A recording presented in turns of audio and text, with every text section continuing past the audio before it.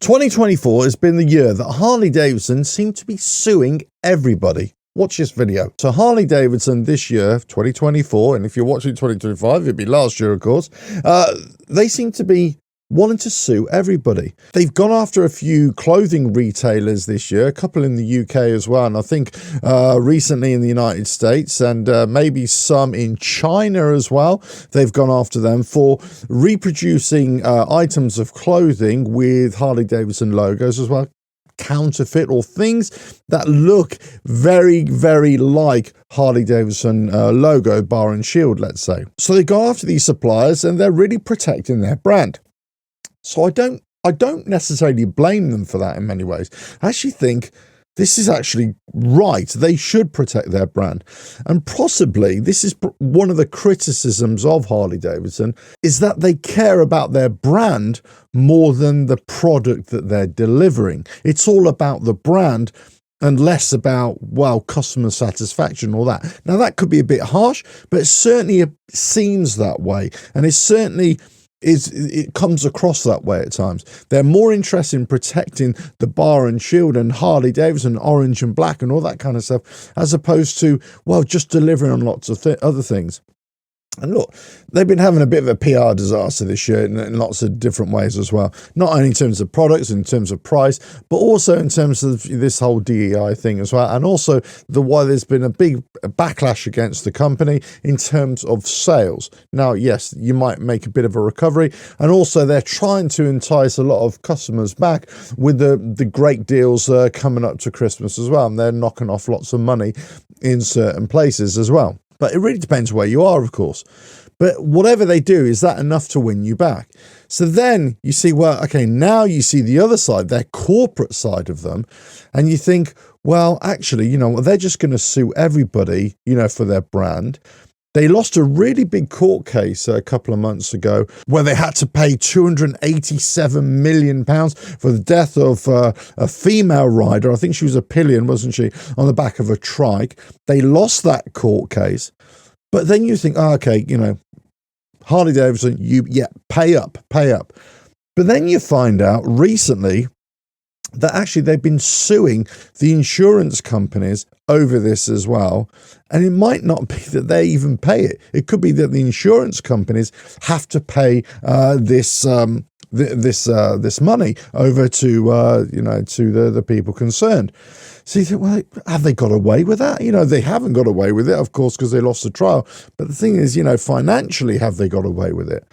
So there have been lots of things this year where they've been going after companies to get money out of other companies and to protect their brand. But then you kind of think, well, you're kind of failing on what you should be prioritizing in many different ways. So 2024 has been a big year of this. Now, in terms of Harley Davidson history and protecting their brand, this is nothing new. This has been going on for years. And dare I say it, they're operating in the same vein as many other big corporations as well, many other big motorcycle manufacturers or car manufacturers or any manufacturers, let's say, in that they want to protect their intellectual property, their brands, that kind of thing. So that's why you've always got to be very careful. I remember when I was designing lots of merchandise from my website and lots of t-shirts and caps and that kind of thing, anytime I tried to put something that remotely sounded like a Harley Davidson word or a Harley Davidson logo or anything, it was immediately blacklisted. So they've got their feelers into lots of different things, or whether companies have just been very wary of this and they say, no, if we do anything that looks a little bit like Harley Davidson logo or branding, or sounds a little bit like it, especially with all these AI interrogators that they've got now, we're not going to let you do it. So that's fine. I mean, I wasn't purposely trying to copy anybody's logo, but sometimes it just kind of gets quite close, or the way you've labeled it is exactly the same. So, it's interesting that the industry has responded and said, no, we don't want any of the Harley Davidson beef here. So on one hand, I'm fully with Harley Davidson on this. Protect your brand. Protect it at all costs. On the other hand, I'm kind of thinking, well, and then you think, well, okay, let's just think about the merchandise that they produce, because a lot of this is over merchandise and, clothing and everything like that. And you think, well, if you didn't sell your merchandise for so much and you offered it at a more affordable pricing, or at a pricing that gives you better value for money, then you probably wouldn't have other retailers trying to push something that's something similar to yours as well. Or going to another retailer wouldn't be so appealing either. Now, interestingly, you think, oh, Harley Davidson merchandise, it's all produced somewhere, and the reason why it costs so much that it's produced in America. Actually, I have no idea where it's produced, but I dare say it's not produced in the United States, and I dare say it's not paying the high-level wages or salaries that, let's say, other countries might pay their workers as well. That's all I'm going to say on the matter. I don't know exactly where they're producing. Let us know in the comments below.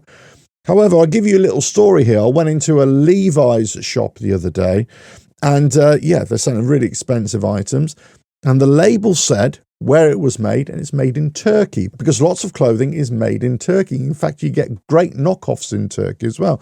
Lots of clothing comes from the Middle East and India, let's say, of course, as well. And of course, let's not forget China and places like that. So they're all produced in these cheap places, regardless of whether it's a big brand or a very cheap brand. They're all produced in these cheaper areas, then they're shipped back over. So then they got the cheek to actually try and protect their brand, when, you know, other companies can easily produce this as well. I remember going over to Turkey last year, went into one of their official knockoff markets, let's say, or big shops where you can buy legitimate knockoffs. It's a bit of a weird setup they got there. But there's loads of Harley Davidson stuff, and it's all over the place. And you think, do you know what? You're being a bit churlish here, because you've got some retailers who are doing it legitimately, and they're just doing something that kind of looks a little bit like yours, but it isn't. You know, it isn't the same. It's kind of similar, but it's not. And you think, you know, just focus on producing great products as opposed to just trying to sue everybody left, right and centre. So they've had a bit of a year of it in terms of losing lawsuits, having to fight insurance companies, going after companies, and all the other litigation they've been fighting as well, the antitrust laws and, you know, things that are still ongoing as well. So let us know your thoughts in the comments below. Yes, it's perfectly natural for Harley Davidson to have to do this and protect their brand, but don't you just wish they would focus as much on their products and their customer service as they do on this? Let us know your thoughts in the comments below. If you like what I do here, just keep on watching the videos, and I'll catch you again. Bye now.